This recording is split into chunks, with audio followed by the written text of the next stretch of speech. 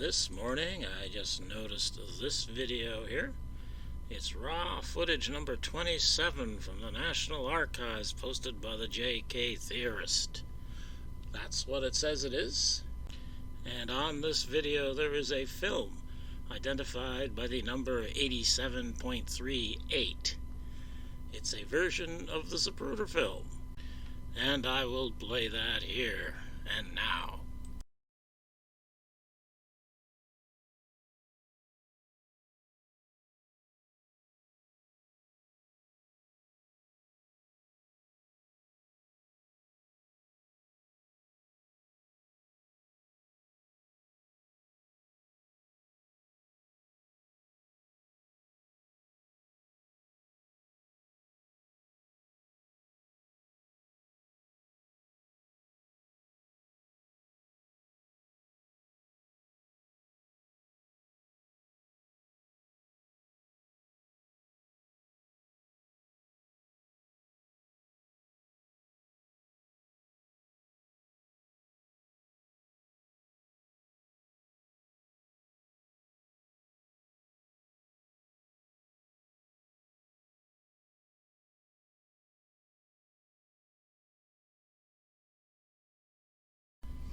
That's a familiar looking sight, and this is the only way this film is identified here, 8738, but that number must mean something. And if you go to the National Archives website, you can find that that is the local ID number, 87.38, and there are other numbers.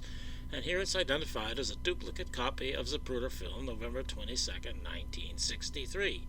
Motorcade moves past camera, President Kennedy is shot, creator, Department of the Treasury, U.S. Secret Service, and that's all it says right there. But if you click on the title, you get more information.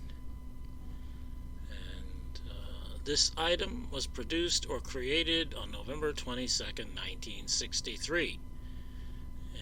Under edit status, it says this item has not been edited, and it comes from the records of the U.S. Secret Service. So it seems to me what they're saying here, even though they're not saying it explicitly, because it was produced on November 22nd and it's property, or it comes from the records of the U.S. Secret Service, that means this must be a first-generation copy of the Zapruder film. We know that 2 such copies were given to the Secret Service, and I think it's reasonable to conclude that that's what this is. This is a first-generation copy made on the day of the assassination. Before Life magazine even bought the Zapruder film, copies were made, and the Secret Service got 2 of them, and apparently 87.38 is one of those 2 copies. Well, that's nice, and if you go to Wikipedia, because it's easy, and I've read this in other places, it says this about the Zapruder film. In October 1964, the U.S. Government Printing Office released 26 volumes of testimony and evidence compiled by the Warren Commission. Volume 18 of the Commission's hearings reproduced 158 frames from the Zapruder film in black and white. However, frames 208 through 211 were missing. A splice was visible in frames 207 and 212. Frames 314 and 315 were switched around, and frame 284 was a repeat of 283. In response to an inquiry, the FBI Director J. Edgar Hoover wrote in 1965 that frames 314 and 315 had been swapped due to a printing error, and that the error did not exist in the original Warren Commission exhibits. In early 1967, Life released a statement saying that 4 frames of the original, frames 208 to 211, were accidentally destroyed, and the adjacent frames damaged by a Life Photo Lab technician on November 23, 1963. Life released those missing frames from the first generation copy it received from the film's original version. The Zapruder frames outside the section used in the Commission's exhibits, frames 155 through 157 and 341, were also damaged and were spliced out of the original rendition of the film, but are present in the first generation copies. Now, what is of interest to me here are these missing frames, 155 through 157 and 207 through 212. The problem with this film from the National Archives is that those frames are missing there too. And if this is a first-generation copy made on the day before the film was damaged, then that can't be... something's wrong. That can't be a true story. Because if the frames were damaged on November 23rd, then they shouldn't have been damaged on November 22nd. They should still be in the original film and the copies on November 22nd. And so this National Archives Secret Service first-generation copy, if that's what it is, and that seems to be what it is, should have those frames in it, but it doesn't. Now, I put this together from the John Costella frames. What Costella did when he scanned, well, I don't know if he scanned the film, but he used the original frames, or the frames from the original film, wherever he could. And I don't know where he got these other frames, but probably it's from the same source that Life magazine provided. He put in the frames that were missing based on that supposed first-generation copy. And you can tell where these frames are because they don't have the sprocket hole information. That is, when you make a copy, the sprocket hole area is not copied in the copying machine that makes the copy. So you can see where it doesn't have the sprocket holes. These are the missing frames. And these are the other missing frames. These are 208 to 212. And again, it's the same situation here. Costella used the first-generation copy frames that he had access to fill in the gap in the original that Life had damaged. And so going back to the National Archives version here.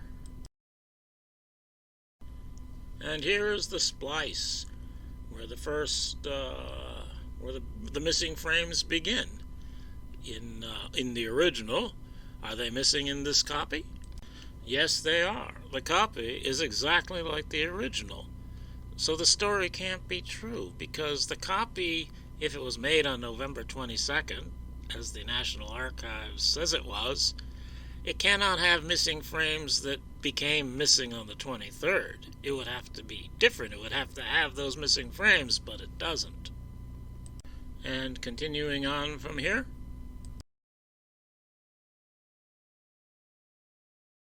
And here is where the second set of missing frames are. And once again, the Secret Service copy is exactly like the so-called original. It has the same frames missing, which is impossible if it's a copy made from the original before it was damaged. So this film in the National Archives, which says it was created on November 22nd, 1963, which says the item has not been edited, and which says it comes from the records of the Secret Service, cannot be a first-generation copy of a true original. It cannot have been made on November 22nd, 1963. It has to have been made later, after Life magazine damaged those frames, if that's really what happened. And therefore, either this thing is misidentified, or the official story is a lie. Now, you could argue, I suppose, if you want to argue, that the Secret Service had another copy made. After Life magazine damaged the frames, I don't know why they would do that. If they've got a copy that has the missing frames, why would they want a copy that doesn't have the missing frames? I suppose it's not impossible, and the official storytellers will say anything, so that's probably what they would say. But I don't think that's true. I think this really is the official Secret Service copy, and it was not made on November 22nd. It was made after the film had been edited and reconstructed, and the official story is a lie. But we all knew that already, didn't we?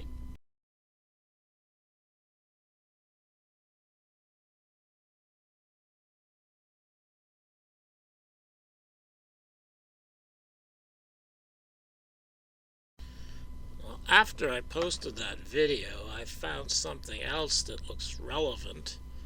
This is another item that the archives has.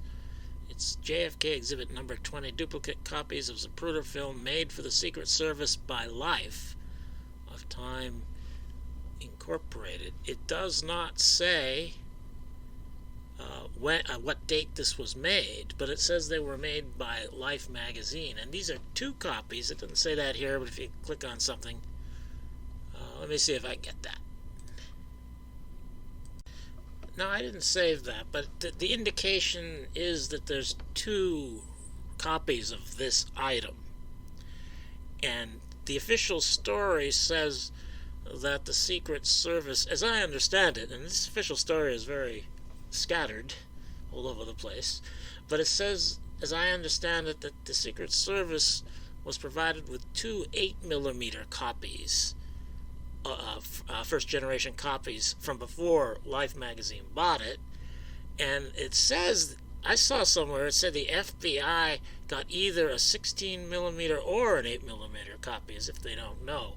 Now, the thing I showed in this video before now was a 16mm film, according to the National Archives.